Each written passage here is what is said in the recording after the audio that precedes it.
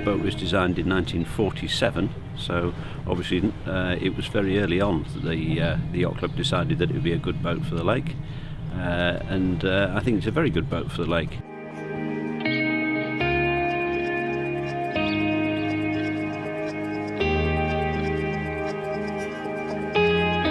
The boat's been at the club for over 50 years.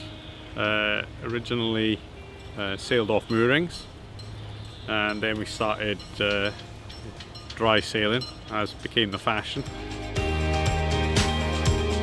Before my time really, but we got a very healthy boat park, so we got about 18 to 20 boats, so fleet's in good order here. Fleet's in really good order.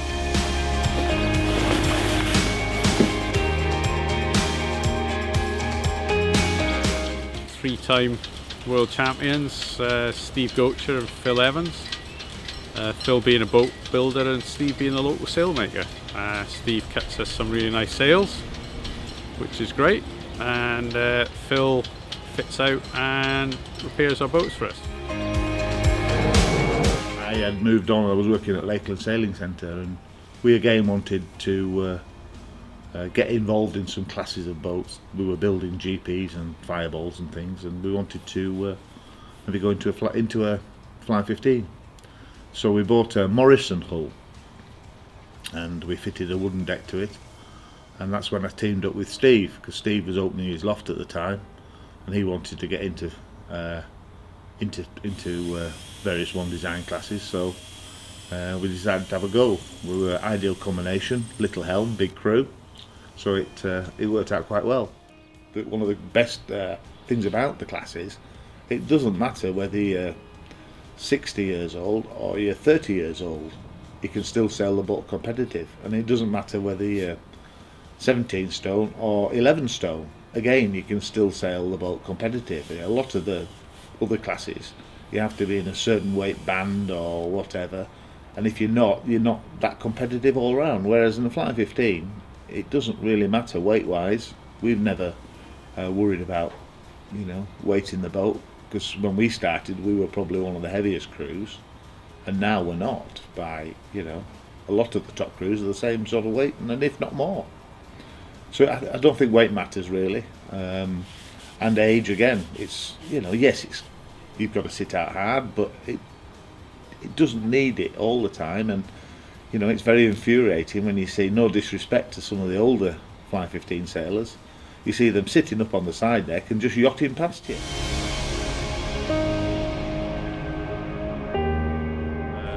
You get a lot of husband and wife teams sailing at the club here, a lot of couples sailing, and indeed that can be borne out by looking at national and world level, because we've had at least 2 world champions who've been husband and wife teams. Very talented husband and wife teams, but husband and wife teams nonetheless.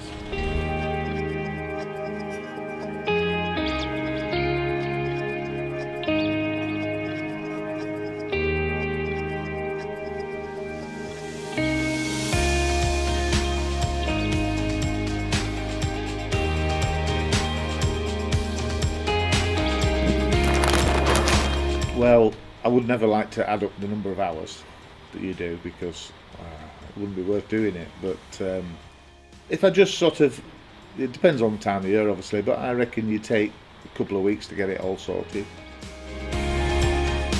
Many years ago, Steve and I went to an home meeting at Dovestone with our brand new boat. Came home and Steve stopped at a junction to turn right, and a car ran up the back of the boat.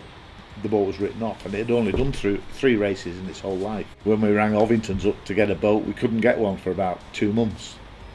And fortunately, there was a chap at Battenthwaite who had a boat on order, but he wasn't in a rush for it.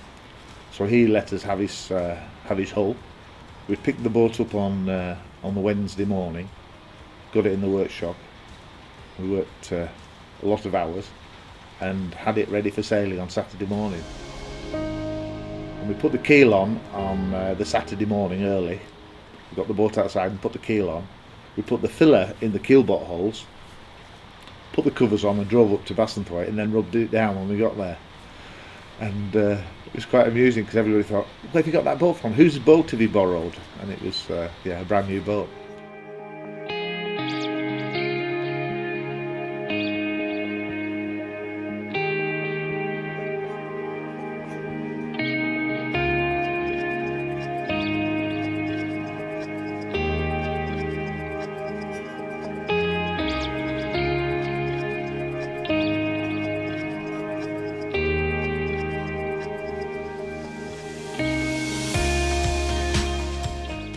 things that attracts me to the 15 is that although it's a one design, it has things on it that can be altered, things that can be adjusted so that it is the way you like it to be when you sail it.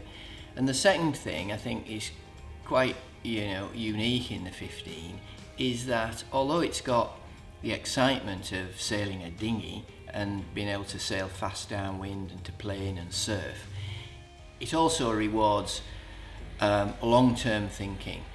It has many of the qualities of a keelboat, so that in starting you have to plan ahead, and in sailing upwind with a keelboat you can tack a boat to a standstill.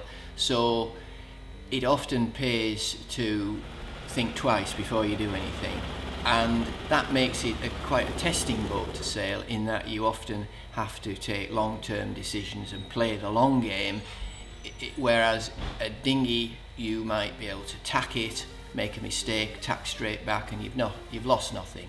In a 15 it's quite a different thing. You've probably lost quite a lot of ground. I think winning the Worlds the first time in Hong Kong was the big one, where it went neck and neck to the finish with Ian Barker. That was a real nail biter, and we were on our mettle, and fortunately we came out of that one on the right side. But that was a pretty tough day, the last day, which ended up in the protest room till about 10 o'clock at night.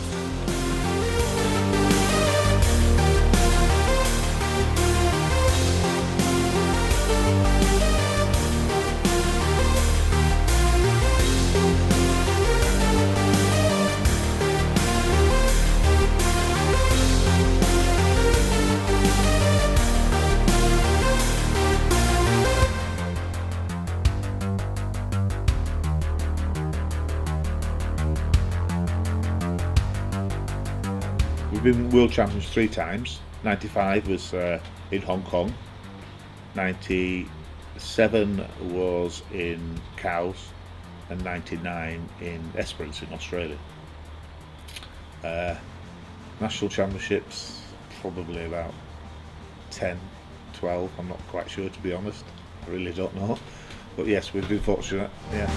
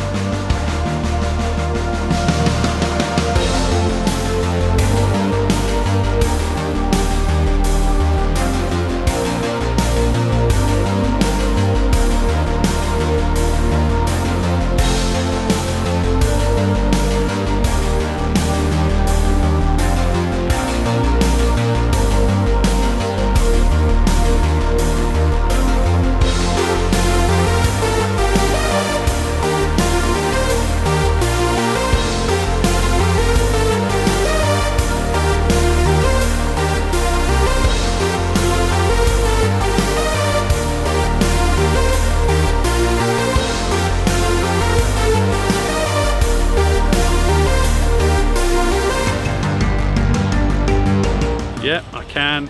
It's top class performance worldwide. Safe, fun, and in windy conditions, exciting. Nice when you beat him. Well, it's just got everything, hasn't it? It doesn't. Well, that's not in 2 or 3 words. Yeah, it's just great fun. Yeah, it doesn't matter what the weather's blowing. And it suits a lot more people than I think in dinghies. It does everything. It does. It doesn't matter if you're light, heavy, old, young. You can still have a good race, and that's important.